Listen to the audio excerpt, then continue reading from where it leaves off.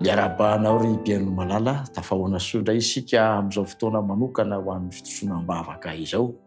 Andro antsika dia manana antom-bavaka manokana izay hoentintsika mitrotro-bavaka ny mpiara-miasa, namana, mpanompon'Andriamanitra izay nisy vonana hazo, nandao ny rafozana ary nandao ihany koa ny raitapo. Hivavaka ho azy isika mba ahatonga an'Andriamanitra sy ny fanan'Andriamanitra hampahery azy ireo sy homba azy ireo. Andeha hiara hivavaka isika, hivavaka ihany koa andro izay manam-pahoriana amin'izao fotoana izao. Hivavaka isika tompoko. Misaotra Andriamanitra satria omenao fotoana izahay, mbola azonay manatona anao amin'ny alalan'ny vavaka. Misaotra satria azonay antoka fa Andriamanitra miaino ianao ary Andriamanitra mamaly ihany koa amin'ny fotoana mamety azy indrindra.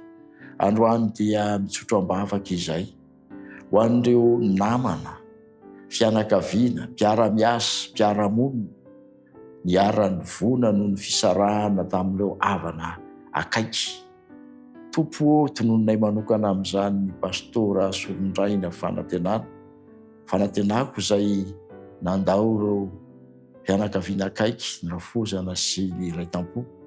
Andriamanitra ampahery izany fianakaviana izany ianao. Tsy izy irery no ampaherezinao fa ny ankoatra manontolo, ary irina ihany koa idiranao atsehatra ho an'ireo fianakaviana rehetra niara-mona ka ampahery ireny fianakaviana rehetra ireny ianao. Irinay Andriamanitra, ilay fotoana lehibe vian'i Jesosy eny amin'ny raholanitra dia ho fotoana koa ahafahan'izy ireo mbola hifankahita tava amin'ireny fianakaviana ireny. Hivavaka dia tononona amin'ny anaran'i Jesosy irery ihany.